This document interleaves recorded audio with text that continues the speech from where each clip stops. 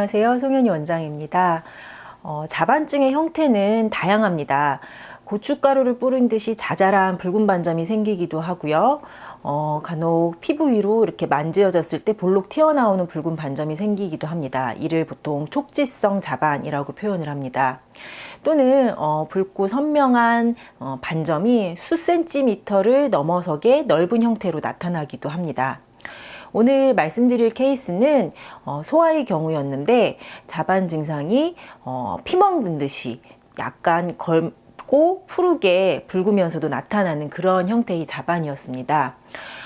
이 환자의 경우 소아였고요. 특이사항으로는 자반이 발생하기 전에 DPT와 뇌염 예방 접종을 한 후에 일주일 후에 피 먹는 듯한 자반 증상이 다리로부터 시작된 케이스였습니다.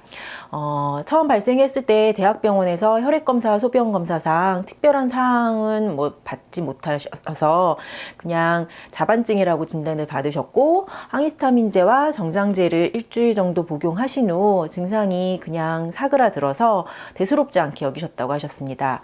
하지만 복약을 끊고 난 후 며칠 지난 후부터 피 먹는 듯한 자반 증상이 다시 이제 올라오기 시작했고 처음에는 복통이나 관절통 같은 증상이 없었는데 다시 생기면서부터는 다리가 아프다는 통증을 호소한다고도 하셨습니다. 이소환의원의 피부호 건강법에서 가장 중요시하는 것은 생활검진법입니다. 생활검진법이라는 것은 환자의 발병 전후의 상황뿐 아니라 평상시의 생활습관, 식생활습관, 운동생활습관들을 체크해서 그를 바탕으로 병을 진단하고 체질을 파악하는 과정입니다. 대부분 소아의 경우에는 아직 골각이 형성되지 않은 상황이기 때문에 그리고 본인의 의사표현을 정확하게 하기 어려운 경우가 많아서 조금 체질 진단과 생활검진법을 시행하는 데 어려움이 있는데요. 그래서 소아 환자의 경우에는 반드시 부모님이 함께 동반하시기를 권해드립니다. 이 환자의 경우에도 부모님과 함께 상담하고 진행해서 생활검진과 체질 진단을 그 과정을 통해서 이제 치료를 시작하게 되셨습니다. 생활검진 후, 생활검진법 시행 후 이 환자는 태음인으로 진단이 되었고요. 그 다음에 중요한 것이 이제 한약치료, 침치료 등도 중요하지만 생활일기를 작성해서 이제 생활을 바로 생활 교정을 해드리는 것입니다. 이 환자의 경우 병의 원인은 태음인, 평소에 식욕이 왕성한 태음인이어서 아무 것이나 음식을 다 잘 먹는다고 표현을 하였고요. 평상시에 인스턴트 음식도 많이 복용을 하였고 태음인에게 좋지 않은 이제 기름진 음식들, 이런 음식, 돼지고기류라든지 기름에 튀긴 음식들을 많이 복용함으로 인해 위혈을 동반한 이제 자반증이라고 진단이 내려졌습니다.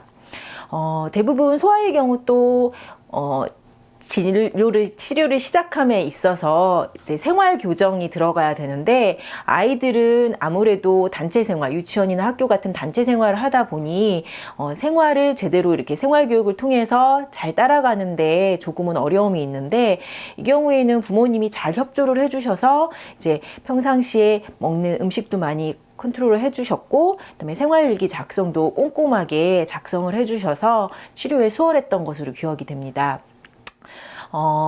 생활검진법과 체질 진단을 통한 후 이제 본격적인 치료가 시작이 되었고요.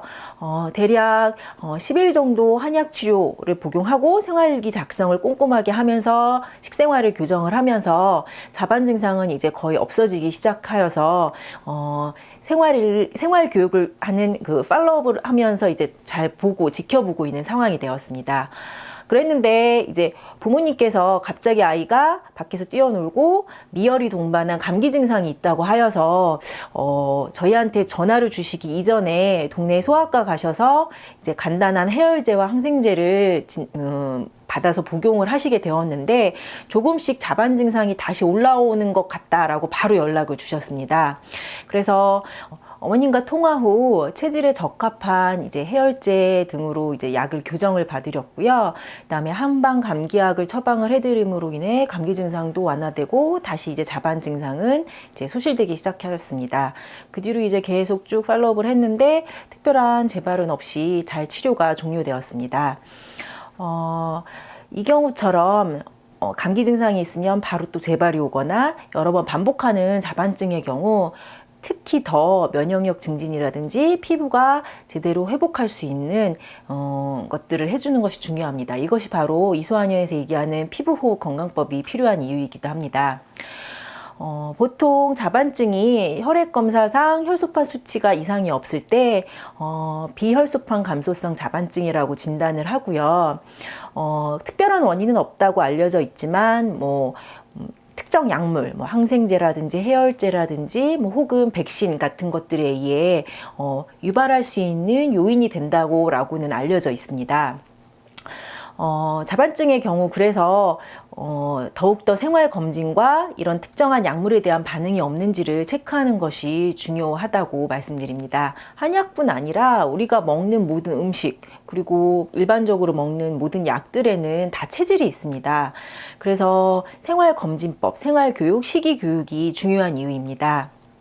어느 날 갑자기 우리 아이가 팔다리에 붉은 반점이 생겼다면, 자반증이 의심된다면 반드시 최근 생활 그리고 과거의 생활 등에 대해서 특별한 생활에 변화가 없는지에 대한 리스트를 꼭 작성해 보세요. 그것이 자반증 치료에 반드시 도움이 됩니다.